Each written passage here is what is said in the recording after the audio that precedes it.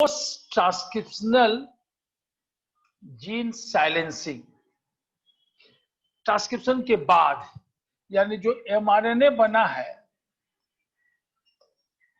DNA से क्या बनता है, एमआरएनए, इसको क्या बोलते हैं, ट्रांसक्रिप्शन। इसके बाद इसका एक्सप्रेशन होता है ट्रांसलेशन, तो बनता है प्रोटीन। यहीं पर रोक दी। तो पोस्ट ट्रांसक्रिप्शनल जीन साइलेंसिंग मतलब हुआ कि जो एमआरएनए बना है अब वो एक्सप्रेस नहीं करता है। ये नाम एनसीईआरटी में ने क्विलिंग। ये है क्या, देखिए ध्यान दीजिए, ये है डीएनए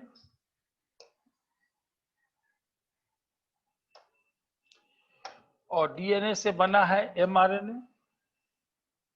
अब मान लीजिए यहाँ AUG GUG CCC है, तो ये राइबोसोम के मदद से ट्रांसलेशन करेगा और प्रोटीन बनेगा। लेकिन अगर इसी एमआरएनए को, ध्यान दीजिएगा, इसी का एक कॉम्प्लीमेंट्री हम ले लेते हैं।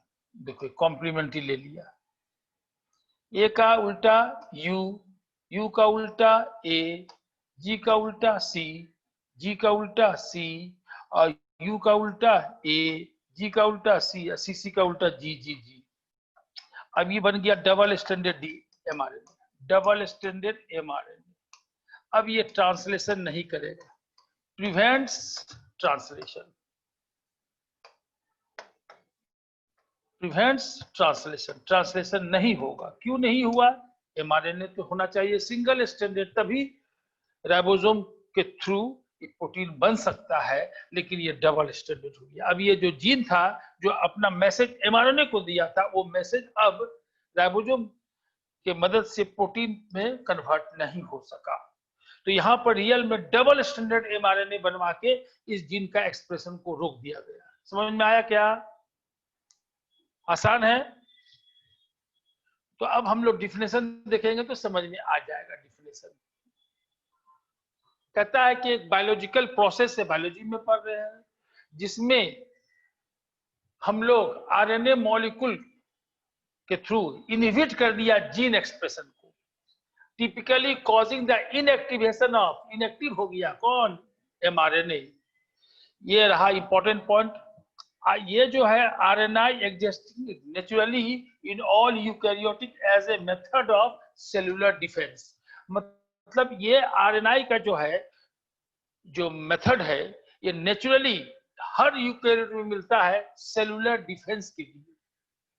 सेलुलर डिफेंस का मतलब समझिए, जैसे हमारे बॉडी में कोई डेंजरस कोई पैथोजन घुस गया है, माइक्रोब घुस चुका है, अब वो डीएनए से एमआरएनए बनाएगा, एमआरएनए से प्रोटीन बनाएगा, उसके बाद अपना रिप्रोडक्शन करेगा, अपना नंबर बढ़ाएगा।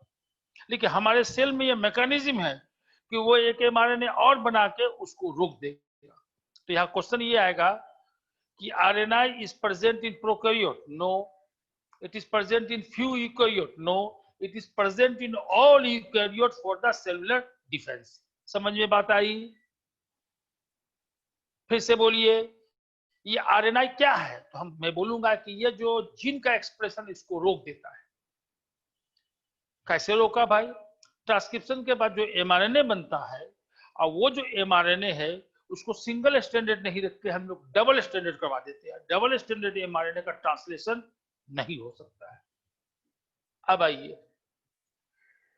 कहता है use of RNA in the agriculture, इसका कैसे करते हैं।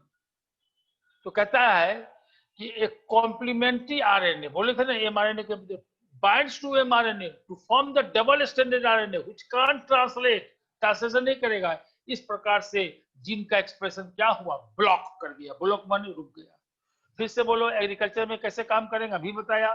कॉम्प्लीमेंट्री आरएनए लेंगे जो बाइंड कर जाएगा ओरिजिनल एमआरएनए से, बन जाएगा डबल स्टैंडर्ड एमआरएनए, और ये ट्रांसलेट नहीं करेगा। इसको समझने के लिए बहुत शानदार डायग्राम मैंने यहां दिया है, आपको नोट में भी होगा। इस डायग्राम को जो गौर से देखे आप तो समझ में आ जाएगा कि एक डीएनए है, ब्लू कलर का, और ट्रांसक्रिप्शन करने के बाद हरे रंग का mRNA बना है। ये जो दिखाई पड़ रहा है ये नाइट्रोजन बेस है, इसी को तो देख देख के पढ़ते हैं। अब बाहर से एक आरएनए डाल रहे हैं, इसको कहते हैं एंटी सेंस आरएनए। एंटी, ये हो गया सेंस आरएनए, ये हो गया एंटी से, ये देखो डबल एंस। अब एंटी सेंस आरएनए हाइब्रिडाइज कर दिया to the mRNA, block the translation. Using the antisense RNA block the translation of, diagram clear, diagram समझ गए। डीएनए से क्या बना, mRNA, mRNA से बन जाता है प्रोटीन, प्रोटीन बनने से पहले ही एक हमने एंटी सेंस mRNA डाल दिया और इसको ब्लॉक कर दिया। एक बार देख लीजिए फिर से आप लोग।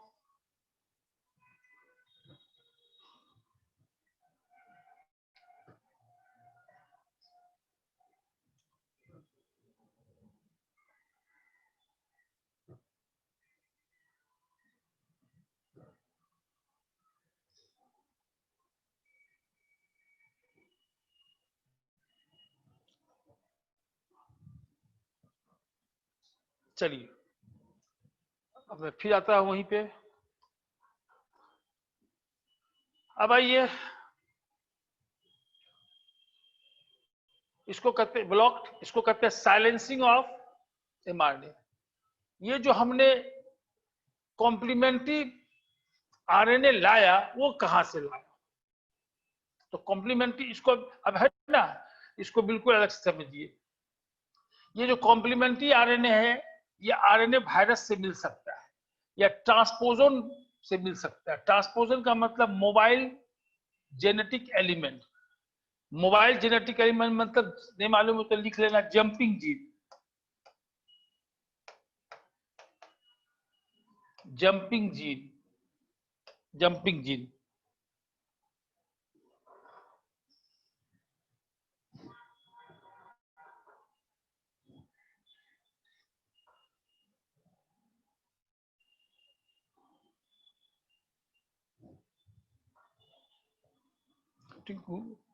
इसमें हम लोग, इसमें देखो यहाँ पे ये भी आ जा रहा है, ये भी आ जा रहा है। रियल में हम लोग यहाँ तक इसको करेंगे ना फोकस, ज्यादा बड़ा होगा। नहीं देखो यार, देखो तुम देख रहे हो,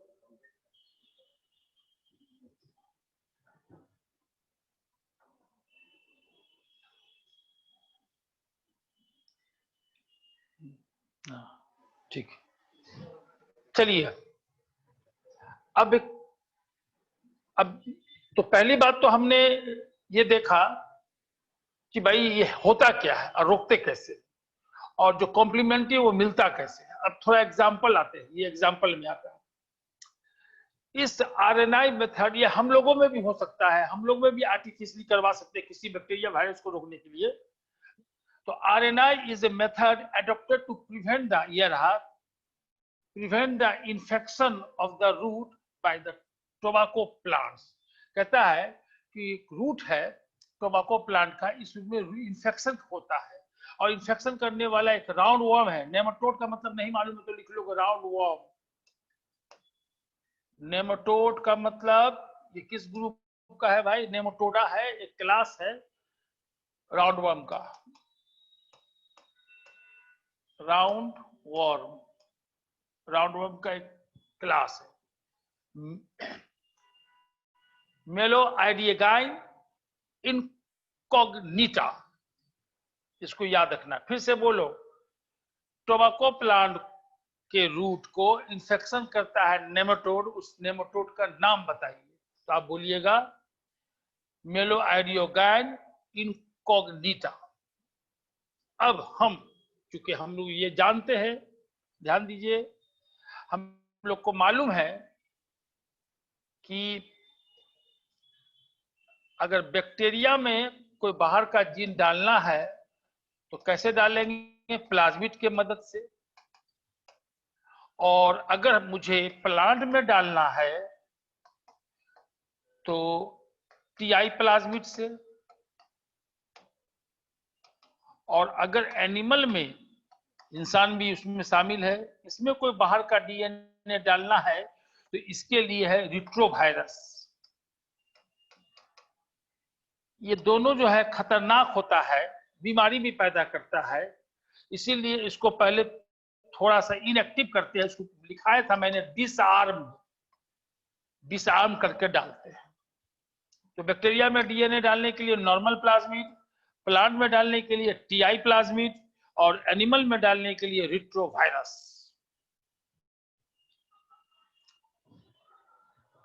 अब बोर्ड पे देखें आप, हमने क्या किया, ध्यान से समझो। ये मेरा एग्रोबैक्टीरियम टूबिफेशियंस है, ये प्लाज्मिड है। कौन सा प्लाज्मिड?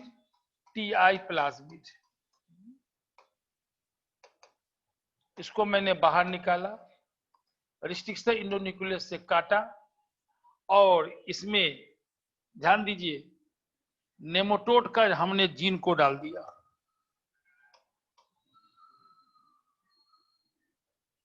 ये डाल दिया नेमाटोड का और फिर से एग्रोबैक्टीरियम में इसको डाल दिया।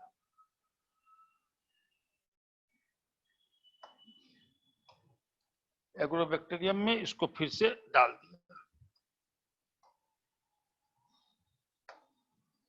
दिया। अब ध्यान दीजिए, अब इसको हमने प्लांट के रूट में पहुंचा दिया। अब रूट के सेल में ध्यान दीजिएगा, ये रूट है, रूट का सेल है मान लीजिए। तो ऑलरेडी ये कौन है, पहुंचा हुआ, पहले पहुंचा दिए हैं। ये है नेमाटोड का जीन है। अब ये दो तरह का आरएनए बनाएगा, क्योंकि डीएनए से दो धागा होता है, डीएनए में दो तरह का एमआरएनए बनेगा। और जब कोई राउंड वॉर्म इसको इन्फेक्शन करेगा, जब इन्फेक्शन करेगा तो वो भी आरएनए एमआरएनए बनाएगा। इसमें से एक एमआरएनए इससे मिल जाएगा और डबल स्टैंडर्ड हो जाएगा और बीमारी नहीं कर पाएगा। फिर से सुन लीजिए, नॉर्मली बीमारी हुआ कैसे?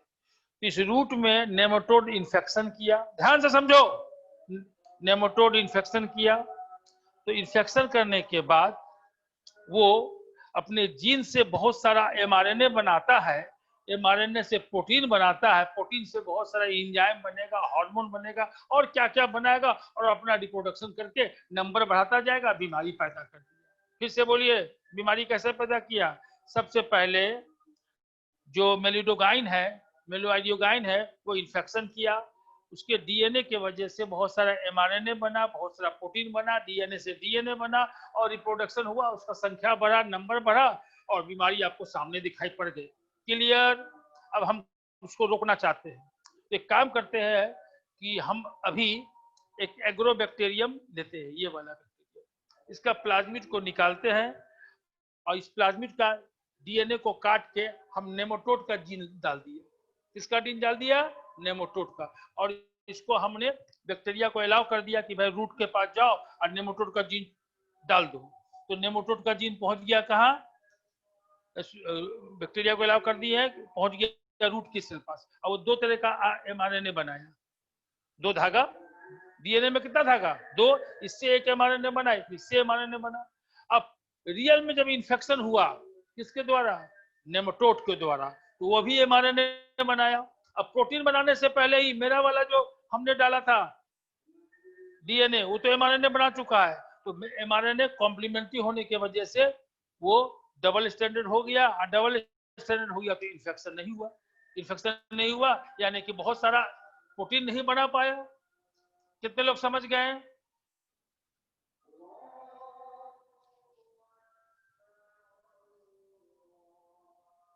देखिए क्या लिखता है, पढ़िए।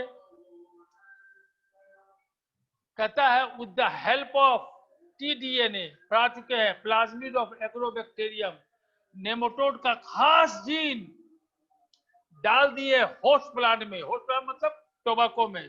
वो प्रोड्यूस करेगा दो तरह का RNA, sense and antisense RNA पैदा करेगा और ये डबल स्टैंडर्ड बना जाएगा to initiate the RNAi start किया और साइलेंट कर दिया एमआरएनए ऑफ नेमाटोड।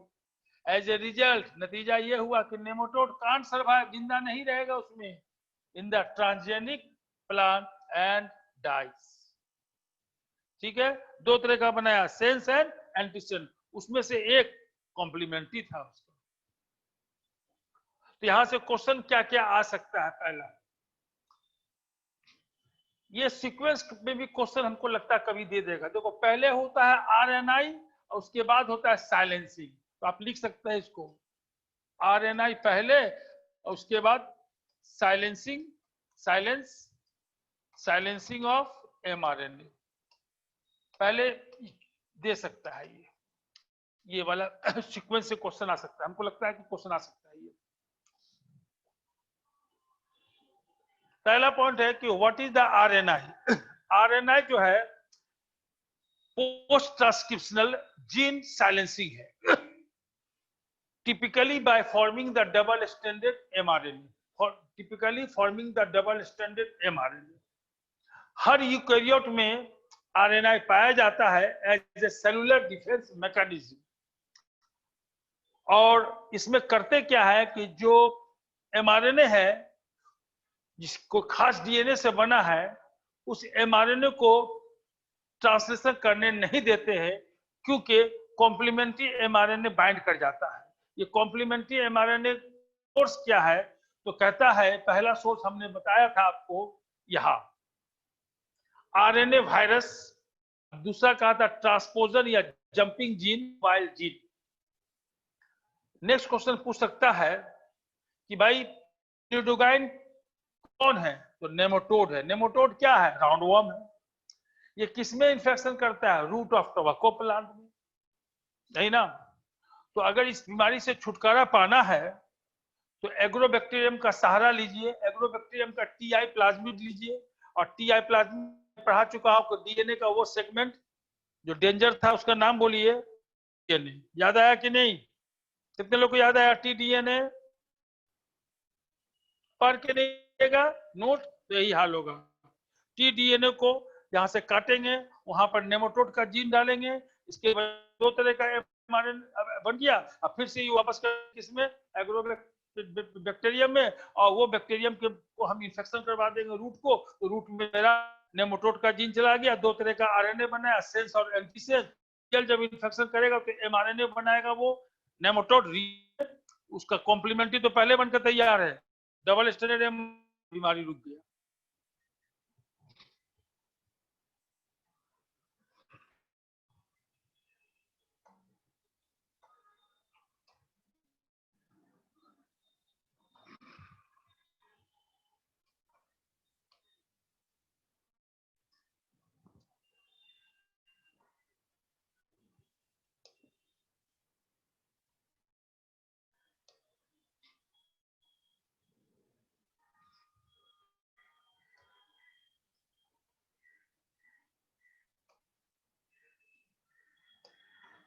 चलिए, बायोलॉजी एप्लीकेशन, मेडिसिन, मेडिसिन के दुनिया में बायोटेक्नोलॉजी का क्या रोल है?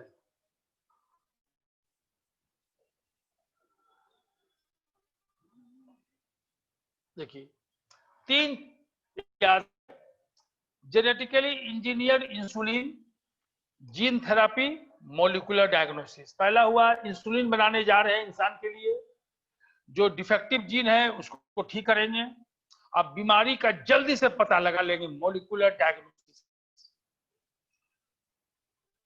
चलिए, नेक्स्ट है कि जो रिकॉम्बिनेंट यानी बायोटेक्नोलॉजी के माध्यम से हमने जो इलाज के लिए जो हासिल किया है उसको कहते हैं थेरापेटिक्स। उसका क्या एडवांटेज? फिर से बोलो।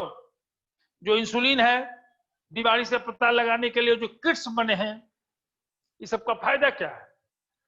तो देखिए फायदा क्या है। पहला, मास प्रोडक्शन, बहुत ज्यादा बनता है, तो अच्छी बात है ना, ज्यादा लोग बीमार पड़ेंगे तो ज्यादा इलाज होगा। इसके बाद इसके थ्रू जो बना है प्रोडक्ट, उसका अगर यूज करते हैं तो हमें एलर्जी नहीं होता है।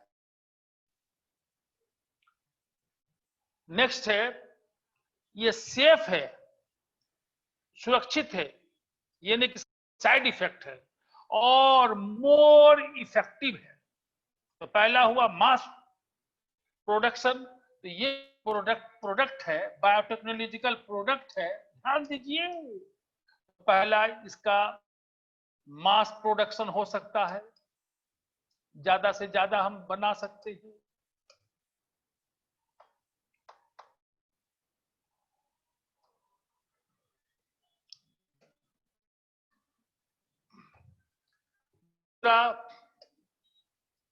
सेफ है और इफेक्टिव। तीसरा, नो एलर्जी, अनवांटेड रिएक्शन नहीं होता है बॉडी में। पढ़ के देखिए, the recombinant therapeutics do not induce unwanted immuno response जैसे allergy as in common product from the non human source. मान लीजिए किसी को डायबिटीज है, ध्यान से सुनिए, तो नॉन ह्यूमन सोर्स जैसे किसी मवेशी या पिग से, सुअर से हमने इंसुलिन लिया और इंसान को दिया, क्योंकि वो भी मेमल्स, हम भी मेमल्स, तो वो इंसुलिन का काम तो करेगा, लेकिन हो सकता है कि बॉडी में इम्यूनोलॉजिकल रिस्पॉन्स हो, रिएक्शंस हो। पढ़ लीजिए लाइन फिर से, the recombinant therapeutics do not induce, stimulate the unwanted, अनचाहा इम्यूनोलॉजिकल रिएक्शन, रिस्पॉन्स माने रिएक्शन, एलर्जी, जो कि देखा जाता है, कॉमन है। उस केस में यही प्रोडक्ट अगर निकालते हैं किससे, non human source. Non human source कौन हुआ, कैटल, पिग्स। क्लियर हुआ? ओ सेठानी जी, रिचा कभी नहीं सुधरोगी, घर पर भी है तभी नहीं सुधरोगी। अब आइए नेक्स्ट क्या कहता है आपका एनसीईआरटी। अभी तक नंबर ढूंढना, अबाउट है 30 रिकॉम्बिनेंट थेरापेटिक्स को अप्रूव किया गया है, लाइसेंस मिला है, अप्रूव है for the human use through out the world. पूरे दुनिया में लगभग 30 रिकॉम्बिनेंट थेरापेटिक्स है जिसको लाइसेंस मिला है कि भाई आप यूज कर सकते हैं। उस 30 में से इंडिया करता है 12 का यूज। ये नंबर भी याद रखना है, इंडिया करता है कितना का यूज, 12 का यूज। एक बार फिर से देख लीजिए आप लोग,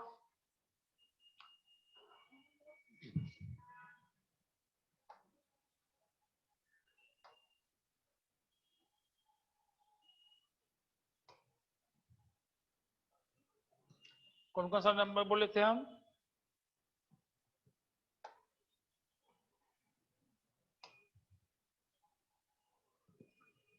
ये बोला था हमने मास प्रोडक्शन,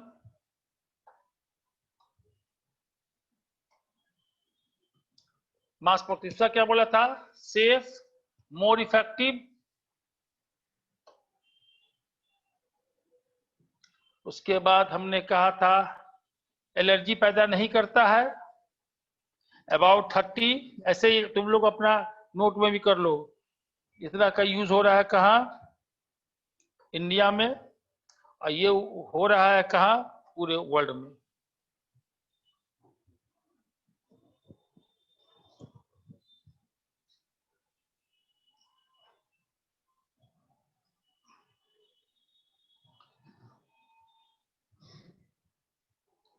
नेक्स्ट,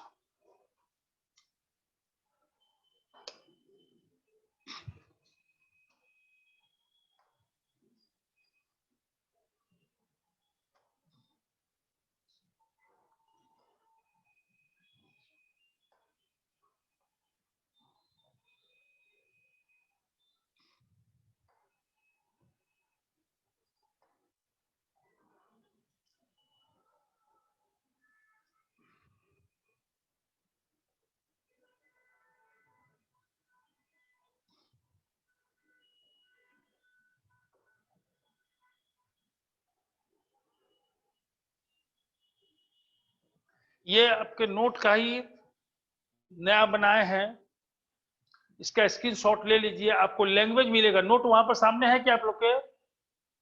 हाँ, तो उसी इंसुलिन वाला जो चैप्टर यही हेडिंग में है, इसको थोड़ा सा अलग स्टाइल से लिख दिए है कि ताकि मेरा बच्चा जल्दी से इसको याद कर सके। स्क्रीनशॉट ले लीजिए।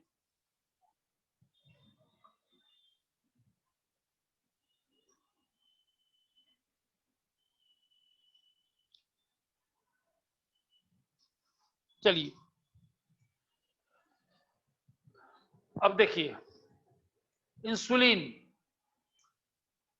पहला,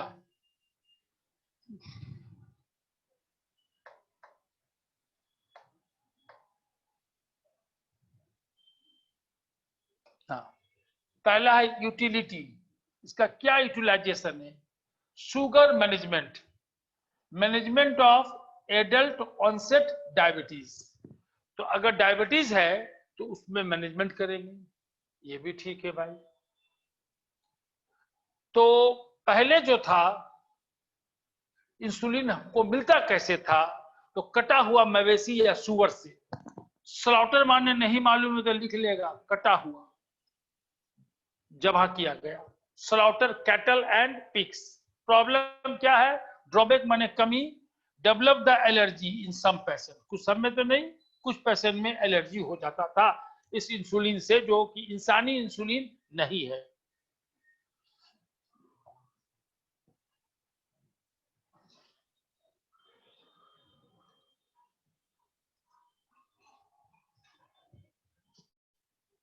ठीक है, आगे बढ़े, आगे बढ़िए। अब आइए, तो भाई कुछ करना होगा। करना कैसे होगा देखिए। अच्छा, इसका स्ट्रक्चर देख लीजिए। इसके स्ट्रक्चर में दो चेन होता है। देखो, प्रोटीन है ना, ये प्रोटीन है, इसमें दो चेन होता है। एक को कहते हैं ए चेन, एक को कहते हैं बी चेन। ये डाइसल्फाइड ब्रिज, दो सल्फर वाला ब्रिज पढ़ा चुके हैं पहले ही, याद होगा। ऐसे करके अमाइनो एसिड है। ये एक चेन है ए चेन, ये दूसरा चेन है, तो ये बी चेन है। और ये रहा सल्फर, सल्फर, ऐसे दो सल्फर के ब्रिज बनता है। तो स्ट्रक्चर में कहता है contain the two short polypeptide chain, chain A chain B, और इसको लिंक कर देते हैं, जोड़ देते हैं डाइसल्फाइड ब्रिज, डाइसल्फाइड बॉन्ड से। ये स्ट्रक्चर था। अब चूंकि मवेशी से, कटा हुआ मवेशी या सुअर से लेते हैं, तो पेशेंट में कुछ में एलर्जी पैदा हो जाता है। तो एक काम करते हैं कि भैया इसको बनाते हैं बैक्टीरिया में। कैसे बनाएंगे बैक्टीरिया में, जल्दी बताइए। दो चेन है तो आप दो बैक्टीरिया लीजिए। यूकोलाई, कौन सा बैक्टीरिया? यूकोलाई। सबसे ज्यादा कौन बैक्टीरिया यूज हुआ है बायोटेक्नोलॉजी में? लिख के दिखाओ। Which bacteria are most commonly used इन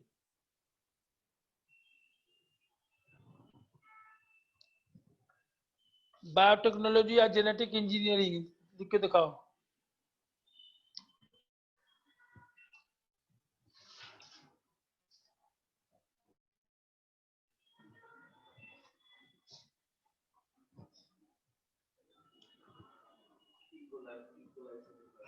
सही लिखा है ज्यादातर बच्चा, ईकोलाई। ऐसा भी क्वेश्चन आएगा, दो बैक्टीरिया का नाम बताइए जो ज्यादा यूज होता है।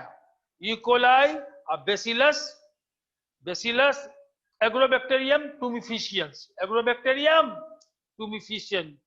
जो लोग मेडिकल डॉक्टर बनना चाहते हैं जान लगा दीजिए। सिमरन कहाँ है, देखो तो।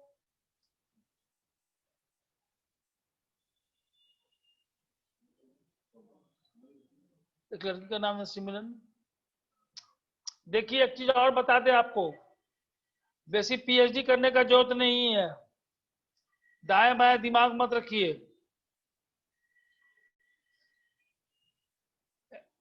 उतना ही पढ़िए जितना एग्जाम में आता है।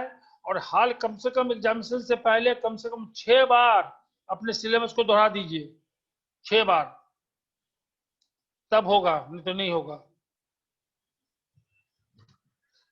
चलिए तो कैसे, आइए यहां देखिए। इंसुलिन फैक्ट, जेनेटिकली, देखो, जेनेटिकली इंजीनियर ह्यूमन इंसुलिन का नाम दिया गया ह्यूमिलीन।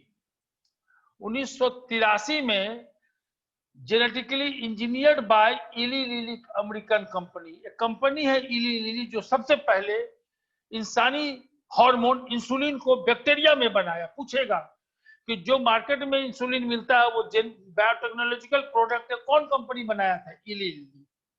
तो कैसे बनाया होगा भाई? तो इन्होंने 2 डीएनए का सीक्वेंस जो कि ए और बी जीन का है, ह्यूमन का इंसुलिन का, उसको डाला यूक्योप्लाज्मिन में और प्रोड्यूस कर दिया रिकॉम्बिनेंट इंसुलिन। और दोनों बैक्टीरिया में बना है, अलग किया, सेपरेट निकाला और कंबाइन कर दिया डाइसल्फाइड ब्रिज। इसको समझाने के लिए मैंने एक डायग्राम दिया है आपको। अच्छा, ये डायग्राम भी देख लीजिए, बड़ा बढ़िया एनसीईआरटी का डायग्राम है, अच्छे से पढ़ेंगे इस डायग्राम को। देखिए यहाँ पर 3 रंग दिख रहा है, इसमें ए चेन, बी चेन और सी chain. A chain, B chain और सी चेन नोट में दिया होगा, देख लीजिए, है क्या? ए चेन, बी चेन और सी चेन। अब देखिए, अगर मैं इसको देखूं तो ये ए चेन है, ये बी चेन है, ये ए चेन, ये बी चेन। तो भैया ए उसको माने है ना, ए ये है, उल्टा चल रहा है बी, यानी ये सी होगा। ये भी क्वेश्चन आ सकता है, एनसीईआरटी लिखा नहीं है लेकिन ए और बी का नाम लिया है, इसलिए ये क्वेश्चन आ सकता है कि कौन ए बी सी है।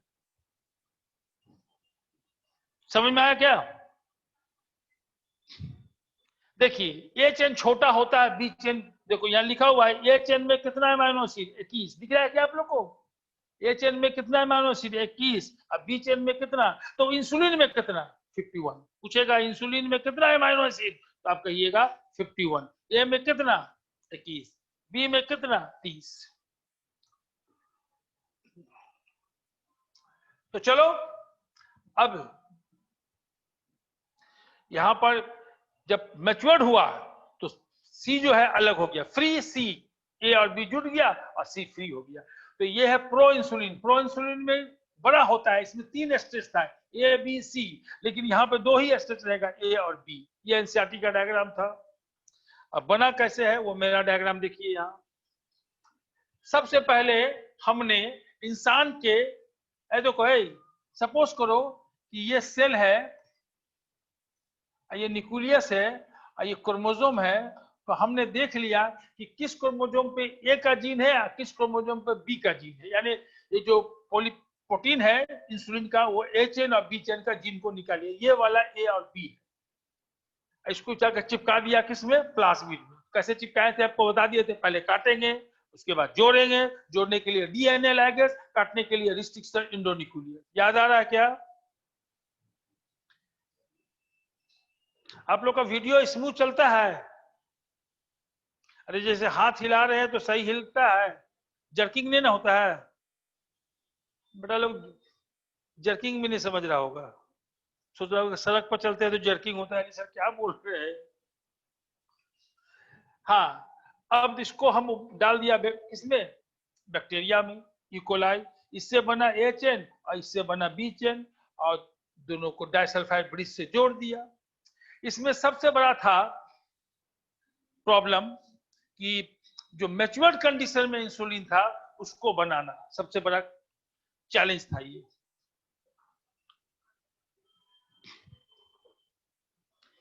ये एनसीईआरटी का मेरे नोट में पॉइंट है, व्यू मिलेगा आपको।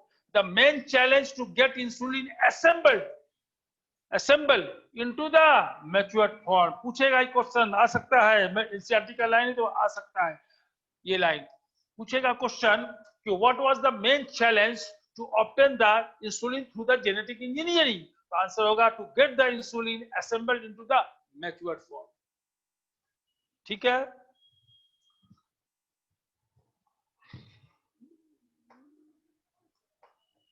ये भी समझ गए आप। नेक्स्ट आइए जीन थेरेपी।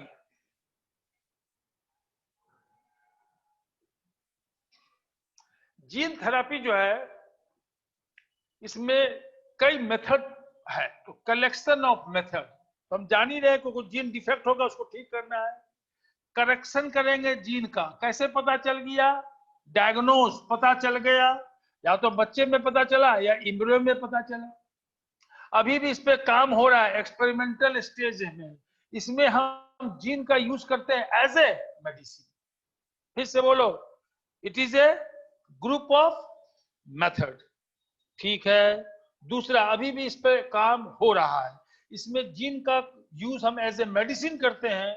अगर किसी बच्चे में या इमरा में पता चल चुका है कि भाई जीन में डिफेक्ट है, जीन में म्यूटेशन हो चुका है, या वो जीन नहीं है, तो भाई हम उसको जीन को सही जीन वहां पर लाकर रखेंगे। तो जो डिफेक्ट जीन है उसका करेक्शन करेंगे बाय द नॉर्मल जीन। इसका देखिए ये भी नोट में दिया हुआ है, लेकिन इसको पॉइंट वाइज कर दिए। पर देख लीजिए फिर से, कलेक्शन ऑफ मेथड, करेक्शन सही किए जीन डिफेक्ट को, जिसका पता चल गया था बच्चे में या इम्ब्रियो में, अभी भी एक्सपेरिमेंटल स्टेज में है, इसमें जीन का यूज करते हैं एज ए मेडिसिन। तो अब डिफिनेशन क्या होगा, उसी चीज को डिफिनेशन में दिए हैं कि करेक्शन ऑफ, किसका है, जीन थेरेपी का डिफिनेशन है, करेक्शन ऑफ जेनेटिक डिफेक्ट। कैसे, इन्वॉल्व द डिलीवरी, डाल देंगे इसका normal gene into the individual या इम्ब्रायो। क्यों डालेंगे, क्योंकि उस फंक्शन को टेक ओवर कर जाएगा। टेक ओवर माने अपने हाथ में ले लेगा और भरपाई करेगा for the non functional gene. Non functional gene की जो कमी थी उसका भरपाई करेगा कौन। डिफरेंस समझ गए। कंपेसेट माने भरपाई करना, टेक ओवर माने हाथ में लेना, अपने कंट्रोल में लेना। मेडिकल में बस एक बार पढ़ के छोड़ दीजिए, बात को समझ के काफी है। स्कूल में थोड़ा लिखना भी पड़ेगा ना आपको।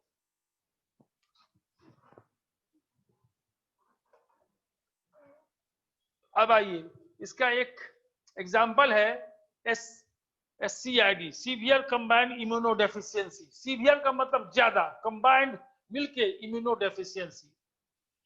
आपको मालूम है कि बीमारी से लड़ने के लिए टी सेल और बी सेल का होना बहुत जरूरी है, सब लोग को मालूम है। इस बीमारी में बी सेल और टी सेल की कमी हो जाती है, जैसे एड्स में कमी हो गई थी। इसके वजह से छोटा से छोटा पैथोजन भी जानलेवा हो सकता है। तो थोड़ा सा इसको देखिए पहले।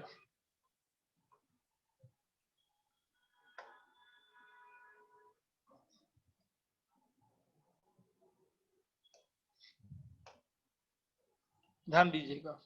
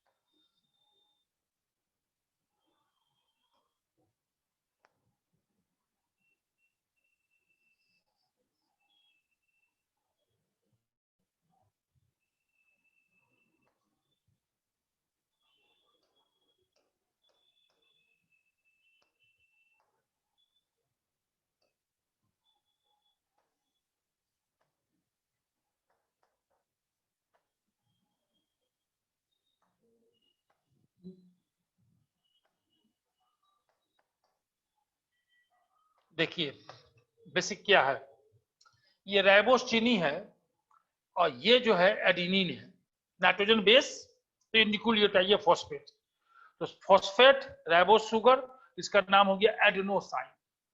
अब आइए यहां पर एक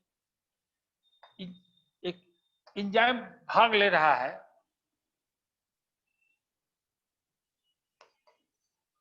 राइबो न्यूक्लियोसाइड न्यूक्लियो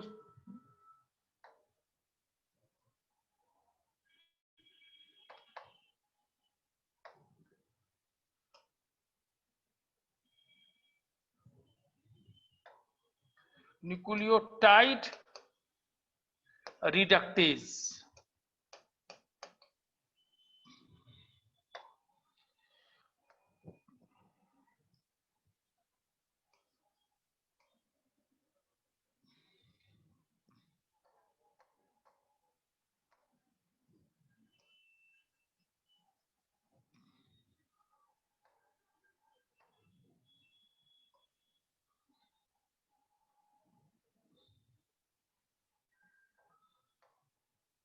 देखिए इसको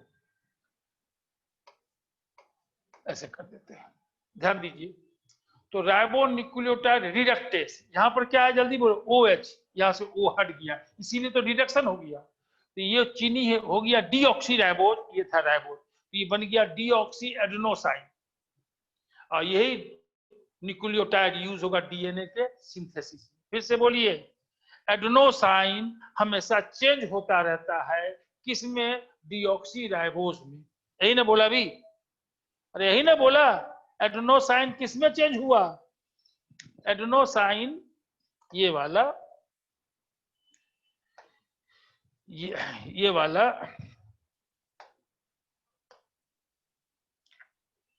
ये वाला किसमें चेंज हो गया, इसमें चेंज हो गया, इस चेंज किया ये, अब ये यूज होगा डीएनए में, इसको समझना होगा, इसका स्क्रीनशॉट लीजिए आप। रुकिए रुकिए, हटने दीजिए हमको।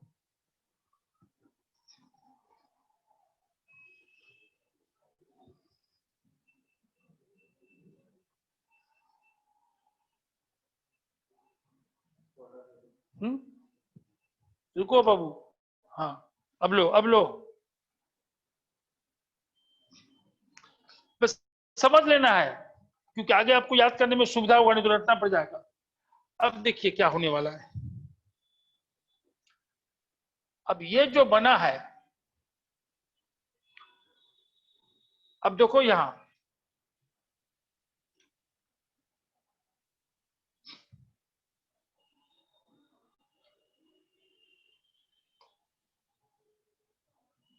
if the concentration of adenosine, रुको रुको रुको प्लीज, मोनोफॉस्फेट, यहां क्या लिखे थे, एडेनोसाइन मोनोफॉस्फेट, बाद में कर लेंगे, ठीक, adenosine monophosphate, if the concentration of adenosine monophosphate increases,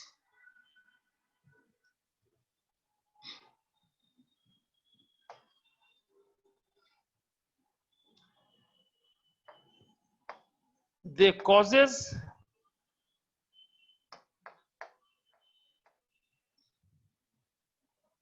toxic effect on T and B lymphocyte.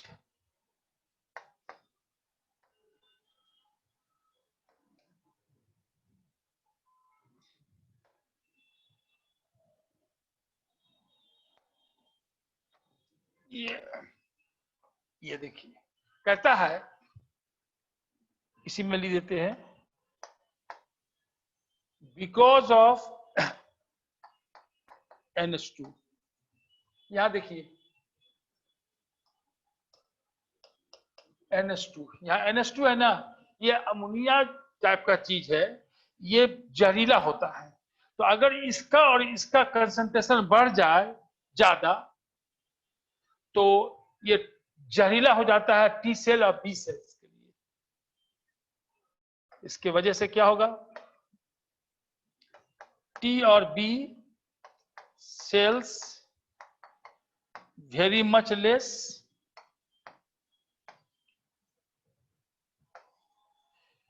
इसका नतीजा ये हुआ इम्यूनिटी इज लॉस्ट। इम्यूनिटी क्या हुआ, लॉस्ट हो गया।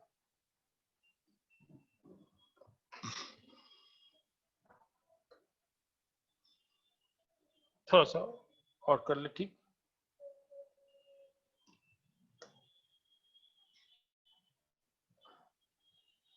रुकिएगा,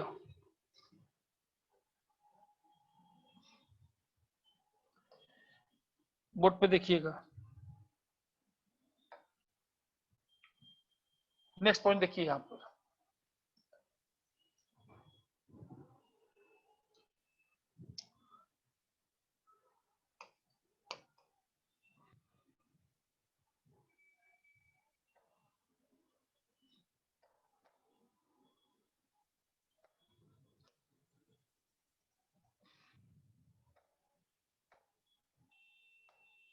देखिए एडीए जीन है,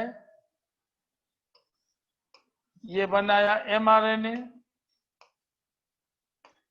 एमआरएनए से बना प्रोटीन, और प्रोटीन से एक एंजाइम बना ADA.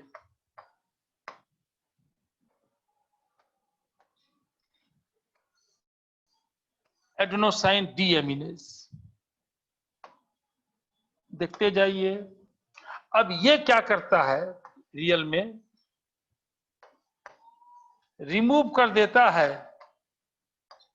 NH2 from adenine of nucleotide.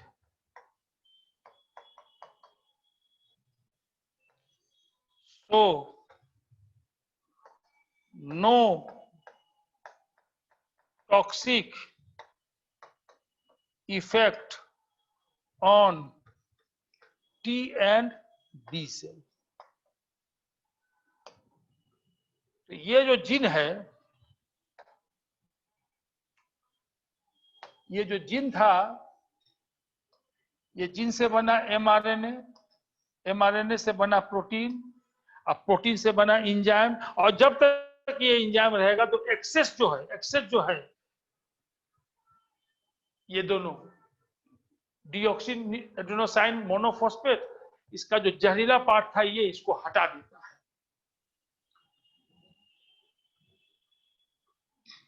अब देखिए, इसको स्टार 1, इसको स्टार 2 कर देते हैं, आपको समझने में आसानी होगा। स्टार 3,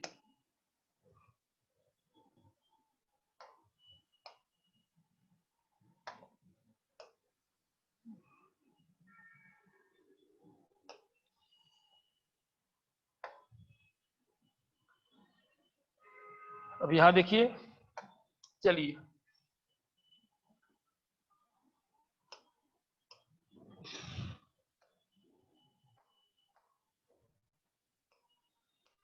एडीए जीन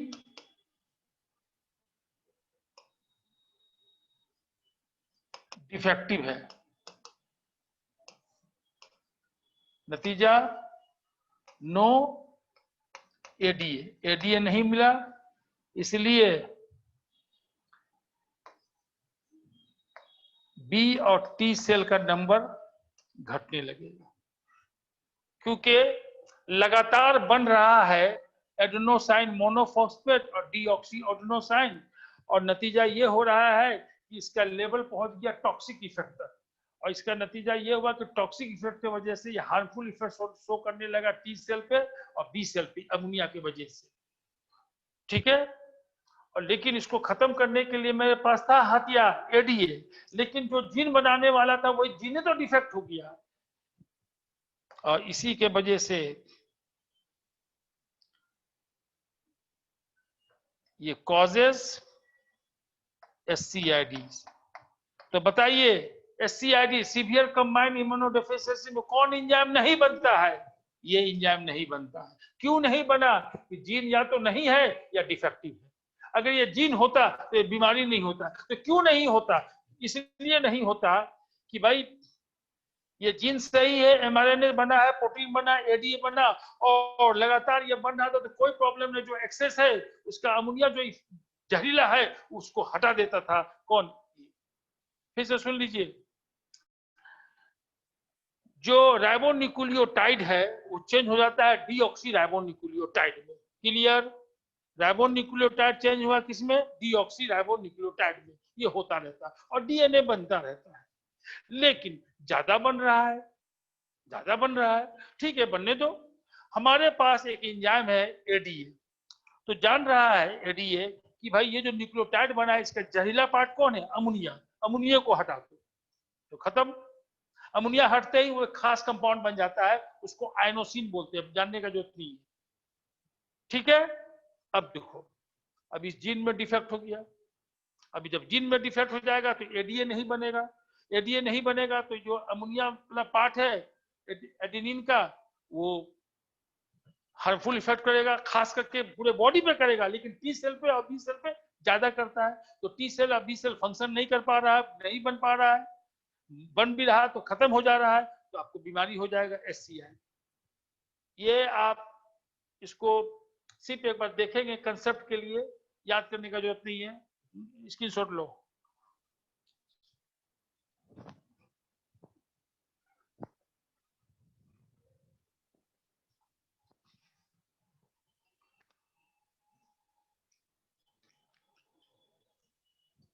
छोटा हो गया।